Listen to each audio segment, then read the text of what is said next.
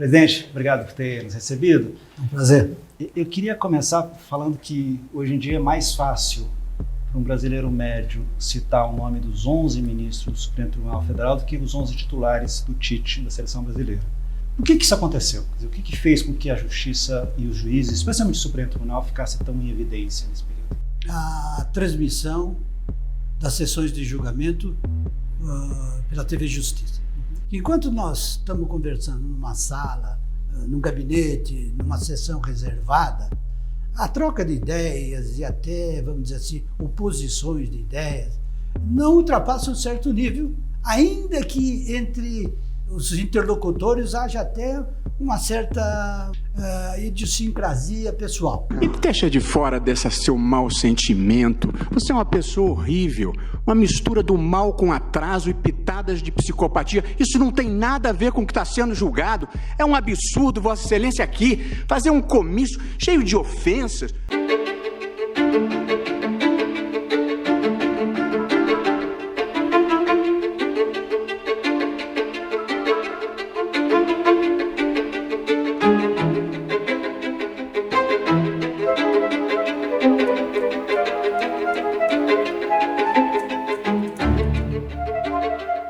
O senhor acha que tendo, quer dizer, sendo televisionado, os ministros se portam diferente? Ele se expõe porque ninguém gosta de a sua imagem apareça perante o público de uma maneira desagradável. Na sua avaliação e na sua experiência, algum juiz ou algum ministro poderia ter votado diferente e isso influenciou o fato de estar exposto? Influenciou o voto? Eu não sou capaz de fazer uma eu sei que é uma relação de caráter subjetivo, sim, mas que eu precisaria... Não, mas há o risco, porque ele está dentro do quadro de um processo de intimidação que os juízes vêm sofrendo. Como subproduto desse ambiente de ódio, de discurso de ódio que nós estamos vivendo, etc., que é baseado numa concepção muito própria dos projetos de extermínio e até de genocídio, em que as pessoas não suportam mais a diversidade de ponto de vista, ou seja, eles não aceitam mais a alteridade, que eu seja um outro, que tenha o direito à mesma convivência, embora tenha opiniões contrárias. Essa postura de ser objeto de uma intimidação exercida pelos canais, plataformas da internet, etc., são incontroláveis. Até agora são absolutamente incontroláveis, né? E o ser humano aí aparece com todas as suas pulsões mais primitivas, sem nenhum controle e sem nenhum medo. E aí entra um outro aspecto da questão que eu acho fundamental. Quando alguns juízes, que eu acho que às vezes têm mais vocação política do que vocação de magistrados, eles assumem como parte da sociedade, eles assumem esse papel messiânico de responder aos apelos da sociedade e, portanto, transformar o judiciário como um órgão de persecução penal, de condenação penal, e não como um órgão julgador, aí nós corremos riscos de arbitrariedades, a título de dar uma satisfação a essa pressão de certos setores da opinião pública. A senhora considera que a Lava Jato, isso aconteceu durante o projeto Lava Jato? A respeito das revelações da Intercept. Se, por hipótese, essas revelações forem verdadeiras, vai provocar uma discussão que vai terminar no Supremo Tribunal Federal, que é de saber se, embora como prova ilícita, não possa condenar ninguém, se elas podem ou não, e o Supremo já disse que em certas circunstâncias, podem ser usadas para absolver, ou para anular processo. Eu, particularmente, acho que não podem ser usadas, a Constituição não permite, elas possam ser usadas para condenar ninguém. Certo. Mas que uma prova ilícita não possa ser usada para absolver um réu que ostensivamente, segundo esses dados, não cometeu crime, isso me considera uma iniquidade. Eu não acho que o Estado tenha o direito de invocar a ilicitude da prova para manter uma condenação de uma injustiça gritante. O direito não foi feito para isso.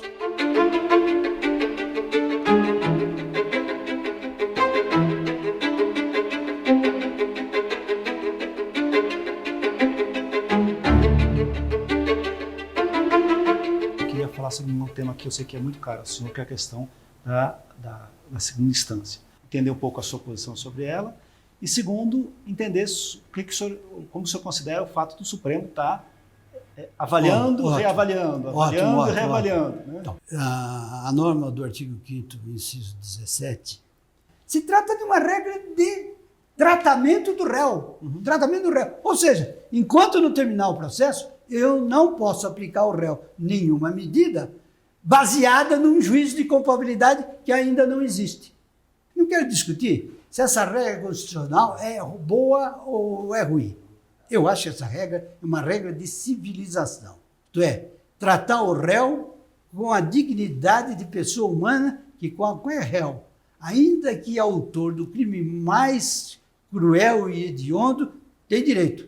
Ele não é porque ele é um criminoso que ele perdeu a sua dignidade e, portanto, tornou legítimo o Estado atuar sobre o corpo dele, sobre o seu patrimônio, sobre a sua liberdade, etc, etc. Não. E aí eu queria falar um pouco sobre a função de juiz. A gente tem, por acaso, uma juíza que foi senadora e que foi cassada agora, mas você tem aí o ministro Moro que virou ministro da Justiça.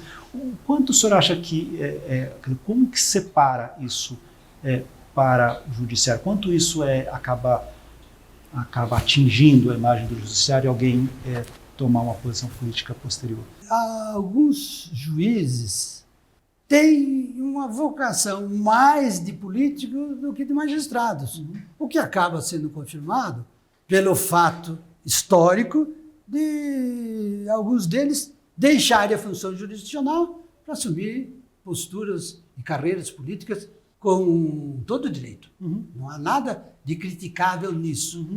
Mas isso pode, de algum modo, suscitar a ideia, e, portanto, a suspeita, de que alguns juízes possam estar mais propensos a tomar atitudes ditadas menos por uma inclinação de interpretação legal do que por uma tendência de exercer, ainda que inconscientemente, a missão política de fazer revolução cultural no país, uma revolução social. Teve duas declarações, uma em outubro e outra em novembro. Em outubro, o deputado Eduardo Bolsonaro, e outra em novembro, o ministro Paulo Guedes, citando, insinuando a possibilidade de algum ato, de alguma medida tipo AI-5, como eles citam, em caso de, aí depende da circunstância.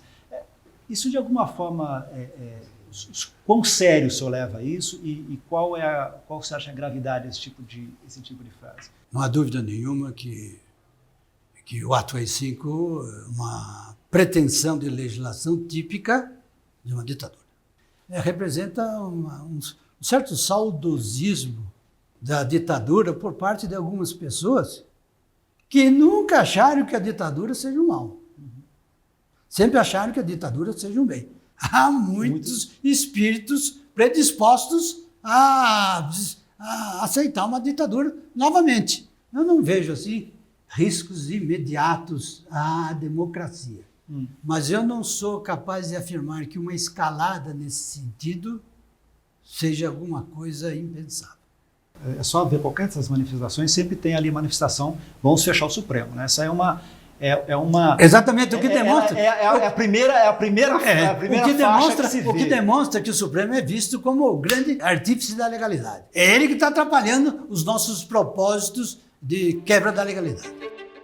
Ninguém poria em dúvida de que essa eleição representa, em primeiro lugar, a fidelidade da Casa a esta lei tão saudável, a condução dos seus destinos e, por outro lado, também a generosidade e a confiança de Vossas Excelências, a quem eu quero publicamente agradecer esse apoio, essa demonstração de coleguismo, de solidariedade, e dos quais eu não posso, de modo algum, prescindir da colaboração, da solidariedade profissional, numa função que, na verdade, não é mais do que representar o porta-voz das decisões desse colegiado tão relevante